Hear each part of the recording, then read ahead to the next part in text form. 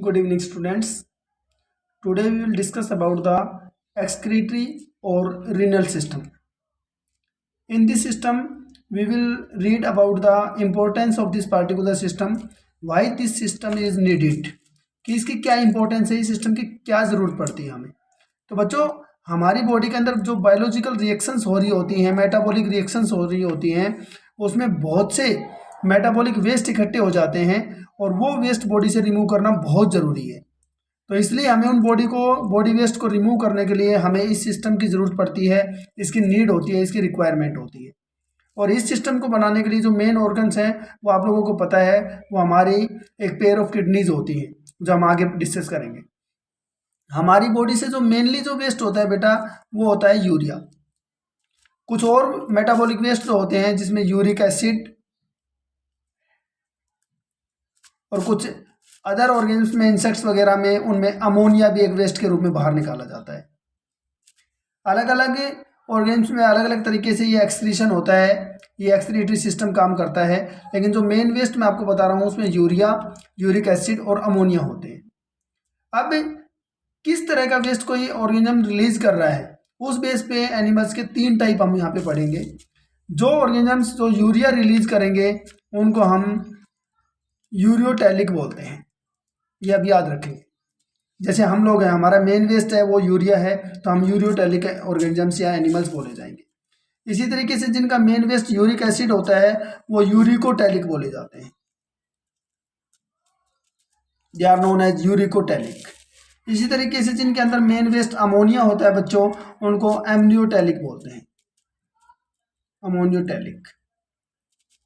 तो इस बेस के आधार पर कि वो कौन सा वेस्ट रिलीज करते हैं, हमने एनिमल्स को 3 कैटेगरी में डिवाइड किया गया है, और ये तीनों कैटेगरीज होती हैं यूरियोटैलिक, यूरिकोटैलिक एंड अमोनियोटैलिक।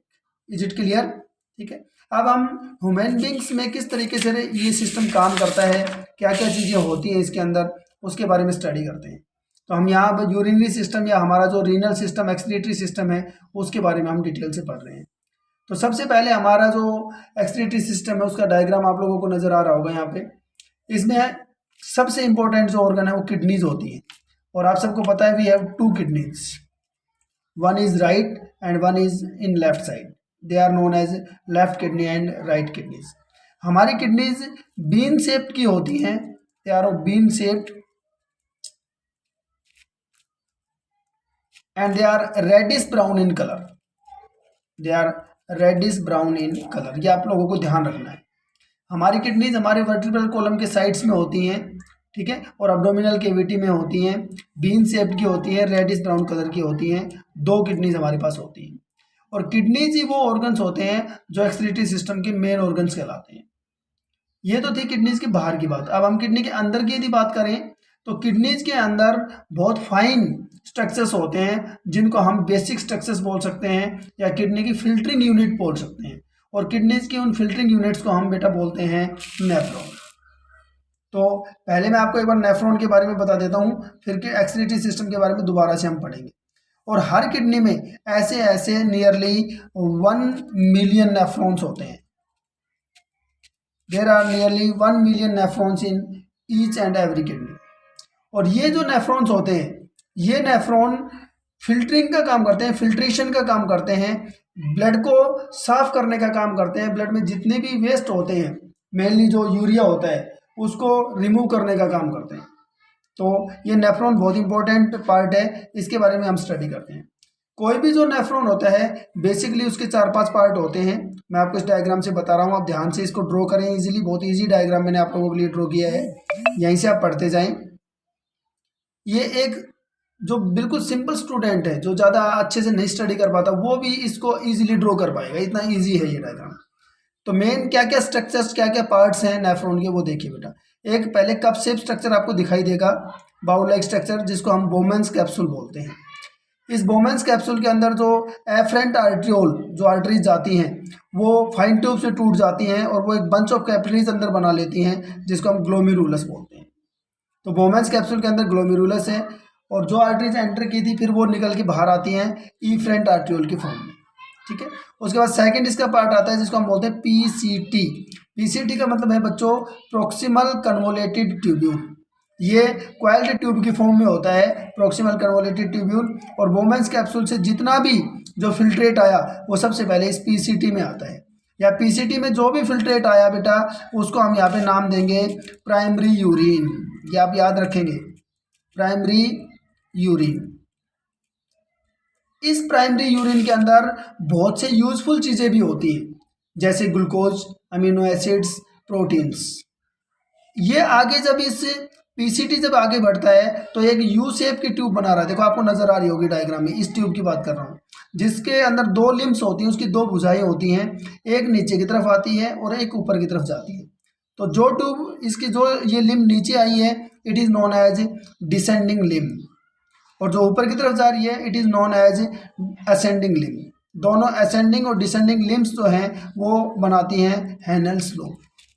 ठीक है, अब ये जो ट्यूब्स होती हैं, ये असेंडिंग और डिसेंडिंग जो ट्यूब्स होती हैं, ये यू शेप का एक स्ट्रक्चर होता है, और जो अब्जॉर्प्शन होगा उन यूजफुल सब्सटेंसेस का वो या तो पीसीटी में हो जाता है या फिर यहाँ थोड़ा बहुत हैनेल्स लूप में भी होता है। ये उसको हम प्रोसेस को बोलते हैं रीअब्जॉर्प्शन।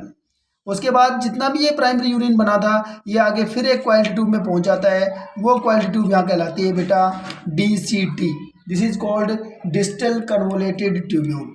और ये डिस्टल कन्वोलेटेड ट्यूब्यूल है वो फाइनली एक कलेक्टिंग ट्यूब के कलेक्टिंग डक्ट के अंदर ओपन हो जाता है, यानी पूरा का पूरा जो यूरिन होता है, जो प्राइमरी यूरिन यहाँ से गया है DCT में जाने के बाद ऑलमोस्ट उसमें से सारी चीज़ें, इवन वाटर भी 75% वाटर भी वहाँ अब्जॉर्ब हो जाता है, और यहाँ यूरिन जो है वो कंसनट्रेटेड यूरिन बन जाता है। और इस समय जो यूरिन है वो कंसनट्रेटेड यूरिन है, फाइनली वो यूरिन इस कलेक्टिंग डक्ट में इकट्ठा हो जाता है। अलग अलग जो मैं आपको ये दिखा रहा हूँ ये कलेक्टिंग ट्यूब्यूल्स हैं, ये कलेक्टिंग ट्यूब्यूल अलग अलग नेफ्रॉन्स से आते हैं जो कि इस कलेक्टिंग डक्ट में खुलते रहते हैं, और कलेक्टिंग डक्ट पूरे के पूरे उस कंसनट्रेटेड यूरिन को यहाँ इकट्ठा करके आगे फिर किडनी का जो अगला पार्ट मैं आपको पढ़ाने वाला हूँ अभी उसके अंदर भेजने का काम करते हैं। तो इस तरीके से ये पूरा का पूरा एक नेफ्रॉन का स्ट्रक्चर था।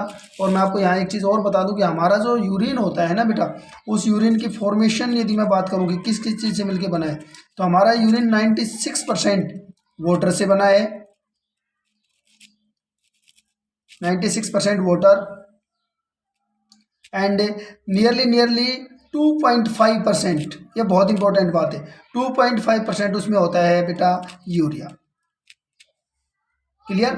और 1.5% उसमें और जो दूसरे वेस्ट होते हैं वो होते हैं अदर वेस्ट्स।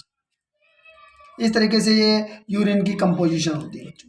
ठीक है, अब दोबारा से मैं एक्सक्रीटरी सिस्टम पे आता हूँ। हमने किडनी के अंदर का पढ़ लिया कि नेफ्रॉन्स होते हैं, हर किडनी में 1 बिलियन नेफ्रॉन्स होते हैं और वो उसकी फिल्टरिंग यूनिट्स कहलाते हैं।